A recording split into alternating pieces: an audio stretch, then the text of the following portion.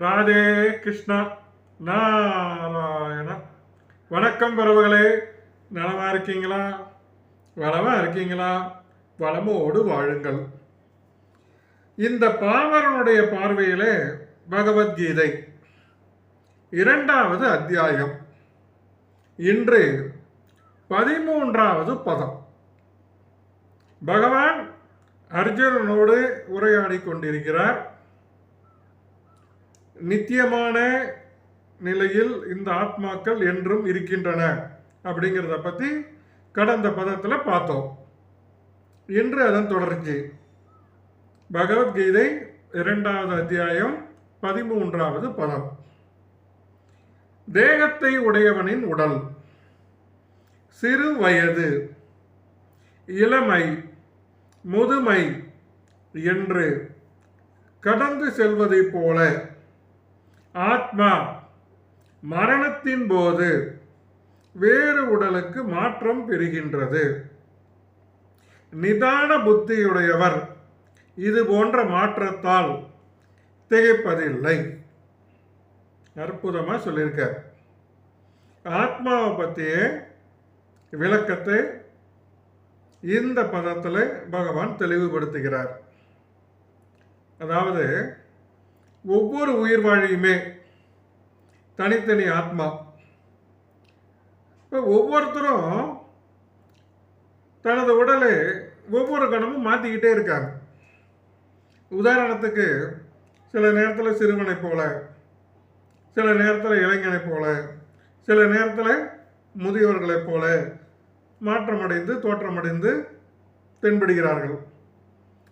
இது எப்படி நாம் புரிஞ்சுக்கணும்னா, இளம் வயது தோற்றத்தில் இருப்போம், பேசக்கூடிய விவரங்கள் முதுமையை பற்ற செய்திகளாக இருக்கும். முதுமையான தோற்றத்தில் இருப்பாங்க, ஆனால் இளமையான மனதோடு இருப்பாங்க. பேசக்கூடியது செய்யக்கூடியதெல்லாம் ரொம்ப வித்தியாசமானதாக இருக்கும். அப்போ கணத்துக்கு கணம் அந்த மாறுபாடு உடம்புல நிகழுது. ஆனால் ஆத்மா நித்தியமானவன். அதுதான் இங்கே கவனிக்க வேண்டிய ஒரு செய்தி. இந்த தனி ஆத்மா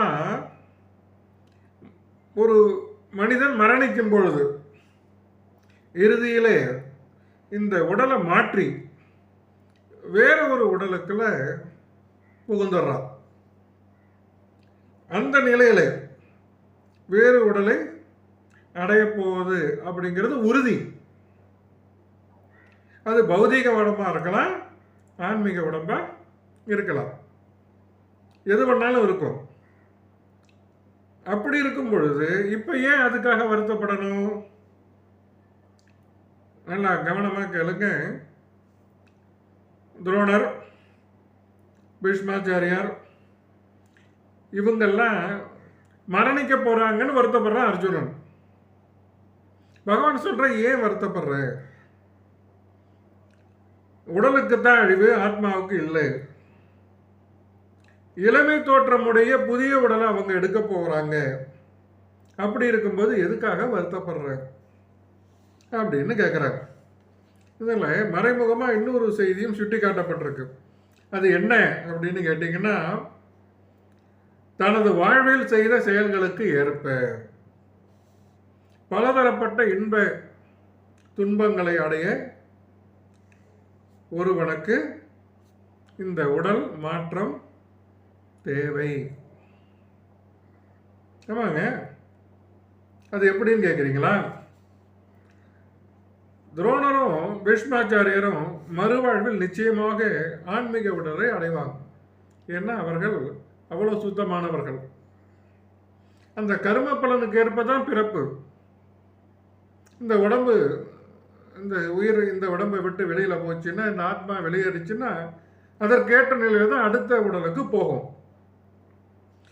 அப்போ சொர்க்கலோகங்களுக்கு போகிறதுக்கோ அடுத்ததான் வைகுண்ட லோகத்துக்கு போகிறதுக்கோ எல்லா விதத்துக்கும் வாய்ப்பு இருக்கு. அதுதான் கர்மா. நாம் செய்யக்கூடிய செயல்களுடைய இன்ப துன்ப செயல்களுக்கு ஏற்ப நமக்கான அடுத்த ஜனனம், பிறவி நிர்ணயிக்கப்படுது. அதை இங்கே தெளிவாக பகவான் சுட்டி காட்டுறார். தனி ஆத்மா பரமாத்மா இயற்கை. பௌதீக இயற்கை, ஆன்மீக இயற்கை ரெண்டையும் கலந்துதான். இதோடைய நிலையை பக்குவமா அறிந்தவன், இல்லைன்னா நிதான புத்தியுடையவன், யார் இந்த மூன்றுடைய விவரங்களை தெளிவாக தெரிஞ்சு வச்சிருக்காங்களோ. கடந்த பதத்திலே நாம் அதை பற்றி பார்த்துருக்கோம். ஜடம், ஆத்மா, பரம்பொருள், இதோடைய தன்மை தெரியணும் அப்படின்னு முக்தி பெற்ற நிலைக்கு உரிய விவரம். அதே தான் இந்த பதத்திலையும் சுட்டி காட்டப்பட்டிருக்கு. ஒரு தனி ஆத்மா, அடுத்து பரமாத்மா மற்றும் இயற்கை, பௌதிகம் சார்ந்தது, ஆன்மீகம் சார்ந்தது. இதோடைய நிலையை பக்குவமாக அறிந்தவன் அல்லது நிதான புத்தி உடையவன். ஏன்னா அவனால் மட்டும்தான் இதை தெரிந்து கொள்ள முடியும். அப்படிப்பட்ட மனிதன் இந்த உடல் மாற்றத்தால் ஒருபோதும் மயங்குவது இல்லை. அப்படி இருக்கும்போது அர்ஜுனா, நீ ஏன் வருந்துகின்றாய்? இதான் இந்த பதத்தில் பகவான் சொல்றார். நிச்சயமாக இந்த உடல், ஆத்மா இந்த உடலை விட்டு பிரிஞ்சா அடுத்து ஒரு உடலை எடுக்க போதும்.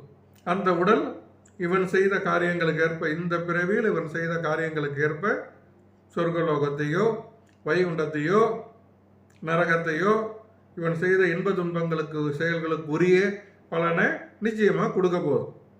இங்கே பீஷ்மரும் துரோணாச்சாரியரும் நிச்சயமாக சொர்க்க பதவி அடையக்கூடியவர்களே. இளமை தோற்றத்தோடு அடுத்த உடலை எடுக்க தயாராக இருக்கும் பொழுது நீ ஏன் வருந்தற? நிதான புத்தி உள்ளவன், அதாவது பக்குவ நிலை அடைந்தவன். யார் பக்குவ நிலை அடைந்தவன்?